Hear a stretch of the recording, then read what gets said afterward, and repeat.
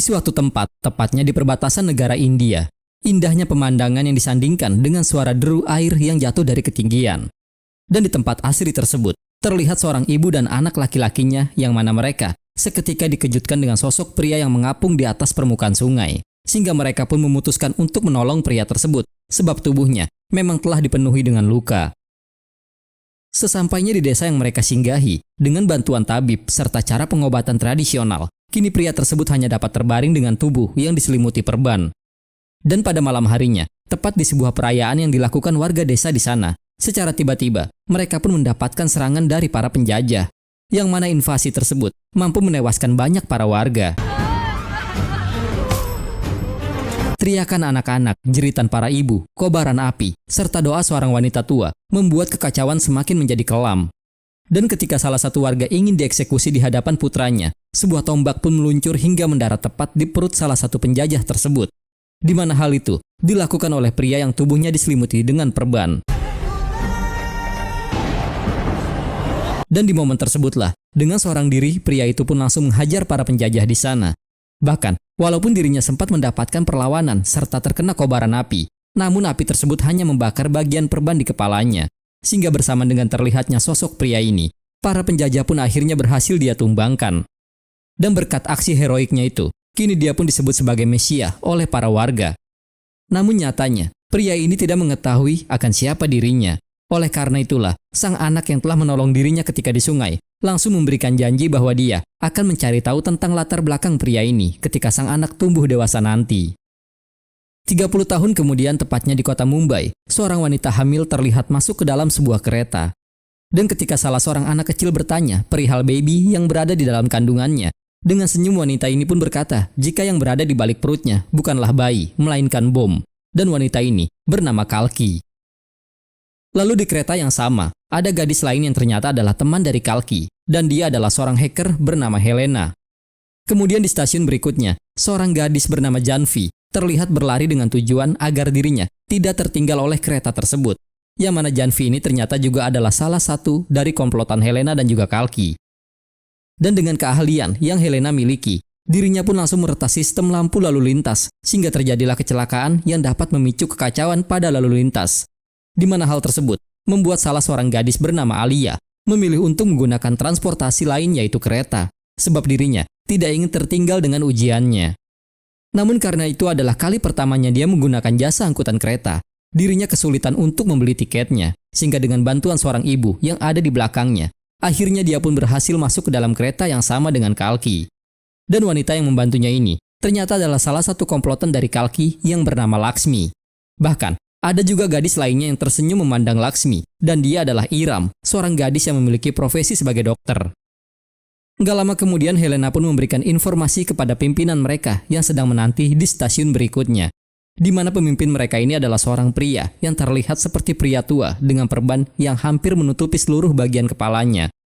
Dan setelah pria tersebut sudah masuk ke dalam kereta, dengan keahlian yang Helena miliki, dia pun langsung meretas sistem kereta sehingga membuat kereta tersebut berhenti saat berada di dalam terowongan. Dan bersama dengan kepanikan para penumpang di sana, kelima wanita tersebut pun kini telah terlihat menggunakan seragam yang hampir serupa, beserta dengan senjata di tangannya. Di mana aksi pembajakan tersebut juga telah diketahui oleh petugas informasi yang berada di ruang kendali. Namun secara tiba-tiba, ada seorang pria yang langsung menyerang Kalki, yang mana pria tersebut mengaku bahwa dirinya adalah anggota polisi. Mendengar hal itu, pemimpin mereka pun langsung berjalan menghampiri Kalki yang kini berada dalam dekapannya. Dan dengan sigap, pria perban tersebut langsung menghajarnya hingga mampu membuatnya terjatuh. Kemudian setelah menunjukkan wajahnya, pria tersebut pun langsung mengikat serta menutup bagian kepala petugas polisi itu menggunakan kain kasa miliknya. Bahkan, dia meminta kepada seluruh penumpang untuk tidak bertindak sebagai pahlawan seperti yang dilakukan polisi tersebut. Sebab tindakan seperti itu akan memicu sisi jahat di dalam dirinya muncul. Dan jika hal itu hingga terjadi, dia tidak akan segan membunuh siapapun termasuk seorang ibu sekalipun. Maka dengan begitulah, dia pun langsung menghampiri seorang wanita yang menggunakan burka, yang kemudian langsung dia lesatkan timah panas ke arah tubuhnya. Di mana hal itu juga disaksikan langsung oleh petugas kereta yang berada di ruang informasi. Sehingga di momen itu jugalah, dengan menggunakan handy talkie sebagai alat komunikasinya, dia meminta kepada direktur kereta api untuk segera memanggil seseorang dari pemerintahan yang bisa dia ajak bernegosiasi. Dan gak butuh waktu yang lama, aksi pembajakan tersebut pun kini menjadi berita utama di pertelevisian nasional, sehingga kasus ini pun langsung ditangani petugas kepolisian khusus yang dipimpin oleh seorang wanita bernama Narmada. Di dalam negosiasi tersebut, pria itu pun mengancam akan kembali membunuh sandranya jika Narmada tidak segera mendatangkan Menteri Pertanian yang bernama Murlidas. Dan karena waktu yang diberikan hanya 5 menit, Murlidas pun langsung dijemput oleh pihak yang berwajib sesuai keinginan tersangka. Sehingga di momen tersebutlah, pria itu mulai membahas ketidakberdayaan Murlidas sebagai Menteri Pertanian, di mana dia dianggap sebagai pihak yang harus bertanggung jawab atas kasus bunuh diri yang pernah dilakukan oleh hampir 10.000 petani. Dan jika dia tidak ingin semua orang yang ada di dalam kereta tewas terbunuh, maka dia diminta untuk segera mengirim uang sebesar 40.000 crore. Yang mana tuntutan tersebut memang sengaja dia minta karena target utamanya sebenarnya hanyalah untuk memeras uang dari seorang pengusaha besar yang memiliki hubungan erat dengan Murli.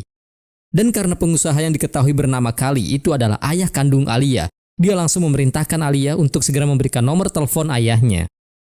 Bersama dengan nomor yang Alia berikan, kita pun diperlihatkan dengan sosok Kali yang kala itu sedang berpidato untuk mengucapkan bela sungkawa atas kematian seorang pejabat desa atau kolektor distrik yang bernama Mukun Menon. Yang mana pada kenyataannya, dia sendirilah yang sebenarnya telah membunuh Mukun karena Mukun sempat melarangnya mendirikan pabrik dengan alasan pencemaran udara yang air limbahnya bisa menjadi racun, di mana peristiwa seperti ini memang pernah terjadi di wilayah Bhopal. Tetapi karena Kali mengancam akan membunuh bayinya menggunakan pil, dia akhirnya terpaksa menandatangani surat persetujuan tersebut, kemudian meminum pilnya sehingga membuatnya tewas terbunuh secara mengenaskan. Kembali ke timeline utama, setelah Kali mendapat informasi jika anaknya kini sedang disandra oleh para teroris, dia langsung memerintahkan anak buahnya yang bernama Murad untuk segera datang menemui Murli. Dan agar anaknya tidak dilukai, dia akhirnya bersedia mengirim uang tebusan ke nomor rekening yang telah ditentukan. Sementara karena tidak ingin dicap sebagai seorang penipu dan juga pembunuh, pria itu pun dengan tegasnya mengatakan kepada Alia bahwa sistem di negara mereka lah yang seharusnya bertanggung jawab karena sistem tersebut bisa dengan mudah membebaskan uang pinjaman ayahnya yang sebesar 40.000 crore. Namun hal itu tidak kepada warga miskin seperti halnya yang pernah dialami oleh ayah Kalki yang merupakan seorang petani kecil. Sehingga bersama dengan air mata yang mulai membasuh pipi Kalki, kita pun akan dibawa ke scene flashback beberapa tahun yang lalu. Di mana pada saat Kalki baru saja ingin pergi melaksanakan ujiannya, muncullah beberapa petugas bank yang ingin menagih hutang kepada ayahnya. Dan selain mendapatkan tindakan kekerasan, sarung yang dikenakan ayahnya juga sengaja dilepas di hadapan semua orang, sehingga membuatnya merasa sangat terhina. Bahkan, traktor yang selama ini dipergunakan untuk bertani juga diambil paksa oleh pihak bank untuk membayar seluruh hutangnya. Dan karena keputusasaan itulah, sang ayah pun akhirnya memutuskan untuk bunuh diri tak lama setelah dia mengantarkan Kalki pergi ke halte bus. Hingga keesokan harinya di tengah kesedihan yang sedang dirasakan oleh keluarganya, pihak bank itu pun kembali datang untuk menagih bunga pinjaman ayahnya tanpa memperdulikan perasaan mereka. Dan karena tidak terima, kalung pernikahan ibunya diambil secara paksa, Kalki yang sudah merasa sangat murka akhirnya membunuh petugas tersebut menggunakan cangkul. Setelah mendengar kisah pilu yang Kalki alami, semua orang yang berada di dalam kereta pun mulai ikut bersedih, karena memang sudah banyak petani kecil yang mengalami hal serupa akibat adanya ketidakadilan. Lalu di momen itulah pria tersebut membisikkan namanya ke telinga Alia, agar nantinya Alia bisa memberitahukannya kepada sang ayah. Hingga tak lama kemudian setelah mendapatkan informasi jika uang tebusan kini telah berhasil mereka terima, pria tersebut pun langsung membangunkan wanita yang sebelumnya telah dia bunuh. Karena wanita itu sebenarnya adalah anggota timnya sendiri yang bernama Iskra. Dan apa yang mereka lakukan mampu membuat semua orang bertepuk tangan, sebab mereka sadar jika peristiwa pembajakan ini sebenarnya hanyalah rekayasa saja. Lanjut cerita mengingat jika sebelumnya pria itu telah menjelaskan bahwa dia akan memberangkatkan keretanya setelah berhasil mendapatkan uang. Narmada bersama seluruh timnya pun segera bersiap melakukan invasi ke stasiun berikutnya. Hingga tak lama kemudian bersama dengan bom asap yang keluar dari dalam kereta, pria tersebut juga sengaja melemparkan sebuah kamera kecil agar dia bisa mengetahui bagaimana wajah Narmada. Dan pihak keamanan pun sempat dibuat kebingungan ketika melihat seluruh penumpang yang keluar dengan menutup wajah mereka menggunakan perban. Bahkan, di lokasi yang berbeda, juga muncul sebuah ledakan besar yang diiringi dengan adanya serangan dari dalam gerbong, di mana serangan yang dikendalikan dari jarak jauh tersebut sebenarnya hanya sebagai pengalihan saja, agar mereka bisa melarikan diri dengan memanfaatkan kerusuhan yang terjadi. Dan uang tebusan yang diberikan oleh Kali ternyata langsung dikirim ke 70 nomor rekening yang berbeda untuk membayar seluruh hutang para petani, agar tak ada lagi yang bunuh diri seperti ayah Kalki, sehingga membuat mereka semua merasa sangat bersyukur, meski mereka sendiri belum mengetahui siapa orang baik yang telah membantu mereka. Sementara karena Narmada berasumsi jika uang bukanlah satu-satunya motif di balik kasus ini, dia yakin jika akan ada serangan yang selanjutnya. Oleh karena itulah, dia berjanji kepada Kali bahwa dia akan segera menangkap mereka. Hingga tak lama kemudian di saat Alia menjelaskan jika orang yang telah menyandranya adalah Vikram Ratore, Kali seketika langsung teringat akan suatu peristiwa yang menandakan bahwa mereka berdua memang memiliki masalah di masa lalu. Bersama dengan informasi yang Alia berikan, Vikram pun terlihat mulai menunjukkan wajah aslinya yang dia sembunyikan di balik topeng tuanya. Sementara seluruh anggota timnya lebih memilih untuk langsung kembali ke tempat asal mereka, yaitu penjara wanita Belamfada, karena mereka semua memang merupakan tahanan resmi di sana. Hingga keesokan harinya barulah terungkap jika Vikram ini ternyata adalah seorang sipir di penjara tersebut yang bernama Azad. Bahkan, karena dedikasinya yang tinggi selama bertahun-tahun, dia berhasil mendapatkan penghargaan sehingga membuat ibu angkatnya yang bernama Kaveri merasa sangat bangga. Dan secara pribadi, dia juga merasa bangga dengan semua tahanan yang berada di sana, karena selama ini mereka sudah banyak melakukan hal-hal bermanfaat bagi masyarakat, seperti membuat kaki palsu maupun seragam sekolah yang dibagikan secara gratis. Keesokan harinya setelah dia mendapatkan penghargaan tersebut, dia pun terlihat sedang bersiap untuk menemui seorang wanita yang ingin dijodohkan dengannya. Tetapi karena wanita itu tidak bisa hadir secara langsung, anaknya yang bernama Suji yang datang di pertemuan tersebut. Dan tak butuh waktu yang lama, Suji nampaknya sudah mulai nyaman dengan sikap Azad. Bahkan selain meminta nomor ponselnya, dia juga sempat mengajak Azad berselfie bersama yang nantinya akan dia perlihatkan kepada sang ibu. Hingga beberapa hari kemudian di saat Azad sedang bertugas, dia pun diminta oleh Suji untuk segera datang menemui kepala sekolahnya, sebab dia baru saja dihukum karena selalu mendapatkan nilai yang buruk. Lalu di sanalah Azad merasa sangat terkejut ketika dia melihat kehadiran ibu kandung Suji yang ternyata adalah Narmada. Dan karena dia masih belum menyadari jika Azad adalah pelaku pembajakan di kereta, dia mencoba untuk terbuka tentang masalah kehidupan pribadinya, di mana menurut penjelasannya, dahulu setelah dia berhasil menyelesaikan gelar masternya di Boston, dia pernah menjalin hubungan dengan seorang pria. Namun setelah dia dinyatakan hamil, dia malah diminta untuk menggugurkan kandungannya, sehingga dia lebih memilih untuk hidup bersama Suji. Dan karena kini Suji sudah sangat mempercayai Azad sebagai calon ayahnya, dia meminta kepada Azad untuk tidak pernah mengkhianati kepercayaan anaknya. Setelah mendengar semua penjelasan yang Narmada katakan, Azad pun menjelaskan bahwa sebenarnya dia juga tidak pernah mengetahui siapa ayah kandungnya sendiri. Dan karena Narmada sudah bersedia menceritakan masalah pribadinya, dia berniat ingin berkata jujur perihal semua tindakan yang dia lakukan beserta alasannya. Namun sebelum dia sempat mengatakannya, Suji sudah terlebih dahulu datang menghampiri mereka berdua.